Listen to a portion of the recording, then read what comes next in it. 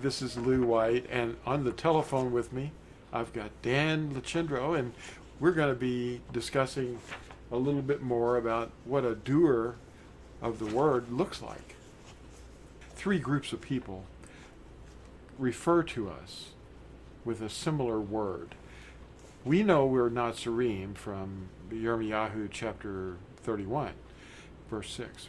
You know, the Natsarim will cry out on the mountains of Ephraim, and we've got, or the hills of Ephraim, and that's the scattered tribes of the northern tribes. Well, it's a reference to all those northern tribes, really, not just Ephraim, but anyway, the Natsarim in that verse is what we're called. And then you've got Acts 24, verse 5, which refers to us as Natsarim by an outsider, actually, a Yehudi. And then in Acts 28, we've got a reference to the fact that this sect that we are a part of, which is not Christian, it's actually a sect of the Natsarim. That sect is hated or despised everywhere. And it says that in Acts 28. Isn't that interesting? Well, the Arabs have a language that is probably closer to the speech of Abraham than any other on earth today, even because they're Hebrews, believe it or not. The Arabs are Hebrews. They haven't gone anywhere. They're just sitting there in that area, and they look and talk. Now, I realize that there's problems with their belief system because of the Silk Road. You know, they took in all that Hindu stuff, walking around stuff and building domes, and well, but their language and the people. One thing they weren't influenced by was the sect of the Karaites. That's true, the Karaites. So their language is going to be a lot closer to the original than actually the Yahudim. Yes, yes. But they're very much Hebrew. Very much. You can see them. You can say, well, what's a Hebrew look like? Well, we're actually many races now. We've scattered into the world. But you're looking right there at one of Abraham's firstborn child that turned into 12 tribes of his own. And you're looking at them. And they haven't gone anywhere. They haven't been taken away or removed from the land or mixed in with the other language groups. But anyway, they call Christians, and they call Nazarim, they call us Nazarani. Nazarani. That's very close to Natsarim. And it's similar to the way we're talked about in Jerusalem. If you went to Jerusalem today, Pentecostal or any other Christian would be, or Catholic, they would all be referred to by a term, Notsrim. Now, doesn't that sound similar to Nazrani and Natsarim? So there's a three-corded rope, like, you know, Ecclesiastes or Koheleth, chapter 4, verse 12, says that a three-corded rope is not quickly broken. And I think there's a similarity in these words. And then that symbol that we see on page 2 of this tract, this symbol right here, is the letter in the Arabic alphabet, the letter N. That's what this is. It's the letter N. And I wonder if you might be able to read, Dan, a little bit on that page, in that second paragraph down in the second column, where it kind of describes what, and I'd like to discuss this more, about what a doer of the word would look like in today's world. Okay. Okay? All right. Well, you got stated in there, the last Natsarim are resisting the spirit of error and teaching the truth. We stand by the word to guard it, literally living it out. That is the amana referred to by the prophet Habakkuk at 2:4. Here in the last days, the crowd is thoroughly confused by those who teach them, and they collapse under the first sign of persecution. When error is accepted as truth, it's very hard for a deceived person to realize that they were duped. Now, you know, that fits right in with the back in the first page here, the second column. It says, if we live by every word, we see how far the world, as well as Christian pastors, have departed from Yahusha's teaching. right there. I mean, when we have to resist that spirit of error and live by what we know is true. Be literal doers of the word, not just hearing it. Because when you just hear it and don't do it, you're just deceiving yourself. And that's something that we hope to impress upon our listeners, and especially Christians who are sincere in their heart. They need to really look into this and be doers of the word, not just hearers. That's exactly right. Well, there's a lot in this article that people would probably love to be able to run by their minds so that they could kind of gauge what his word says against what they've been taught, and that would be an interesting thing. So yeah, I think it might be in for a bit of an eye-opener, what's actually true and what they've been taught. I know I certainly was woke up when I found out. I went, and as you were too, I mean, we were kind of raised similarly in our belief teachings and everything, and when we found out that those things weren't quite right, it was kind of a rude awakening at some points.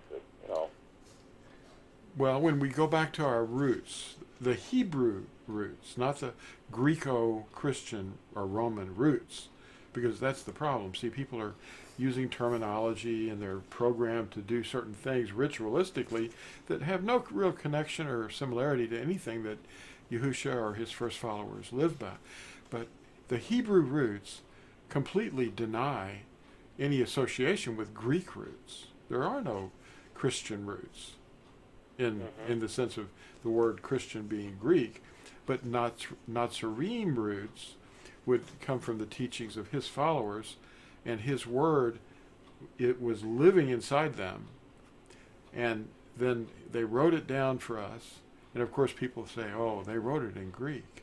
No, they didn't write it in Greek, because remember the circus father that, I think it was Epiphanius, he met one of the Natsarim, and he said he still had a copy of the message of Matithyahu written in Hebrew writing, Hebrew letters, as it was originally written.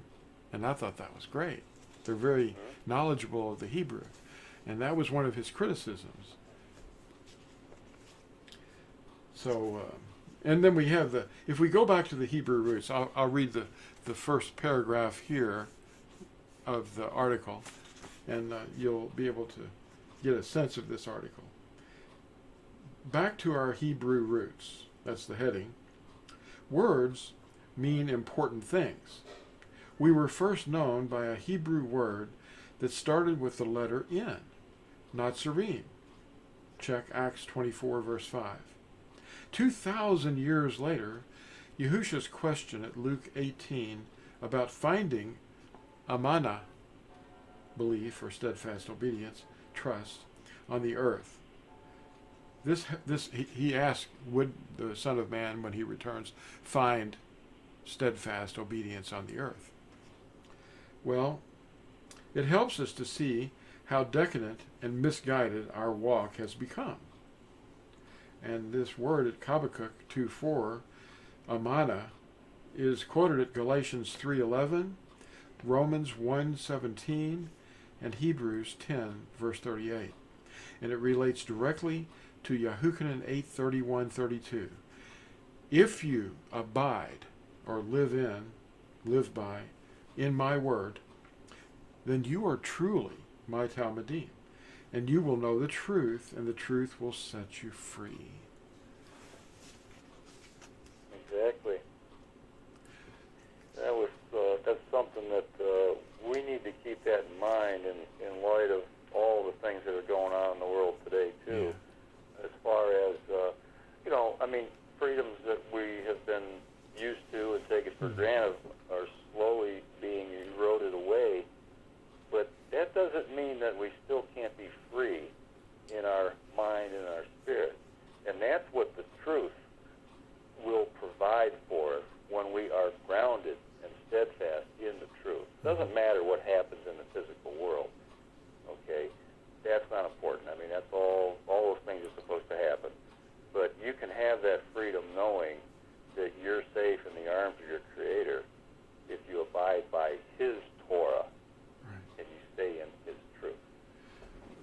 So the bottom line is a doer of the word wouldn't be very popular in the culture that's around us now because they're not obeying the commandments, but they would certainly reflect 1 Yahushua chapter 2, verse 4, which is the one that says, I know him, and does not obey his commandments, is a liar, and the truth is not in him. But we're not insecure. We're very content but we are concerned for others that they are so blinded. You know, they're walking in darkness, and they don't even know it. And their pastors see problems too. You go up to them and you say, "What about that steeple?" And then, or what about that tree over there in the corner that you allowed someone to put up? Some circus buildings were never allowed to have those things inside because the pastors have always known that they were pagan items. You know, it's Jezebel stuff. You know. But well, they didn't. You know, they basically didn't fold to the world council of circuses in their demand. They kind of kept it on themselves to look at things a little more from a scriptural perspective, and they could see that those things weren't in line with Yahushua's teaching. Well, I know you've got something to sum this up with, but I wanted to also mention what's on the back page here. It says, the way of truth is maligned, and that's something that would happen in the last days, 2 Peter 2, verse 2. And it says, they removed the name of Yahuwah from the translations, and over the last 35 years, Yahuwah has shown me how men's teachings have twisted the way he intended them to say, resulting in a bitterness towards obeying. So people that see obedience now, they have a bitter feeling inside, like, oh, I don't think I like that. And we love it. That's a doer of the word as opposed to one that's not. We love it. That's right. Yeah. So would you have anything to add? Well, what we're not trying to do is force anything on anyone. This is basically just something to bring to the light of day so people can see and differentiate between truth and error and the way that they have their conversation. And what I mean by conversation is their walk. You have to walk and do in your life what you believe. And you have to make sure that that's grounded in the truth, and then you will be a testimony. You'll be a living testimony to those around you, and they will see your belief, your amunah, or amana, by the way you live your life and the way you carry yourself and the words you speak. That's important. Yeah, that was well said. Well, I guess we'll cut this short for the folks that don't have a lot of time, but thank you, Dan, for your time and getting together and making this little recording. And we're hoping that everybody out there will have a look at the 10 Commandments, the Eternal Covenant, and see if any of those are too hard to obey. So we'll leave you all at that. Thank you all for dropping in, and don't forget to like and subscribe. So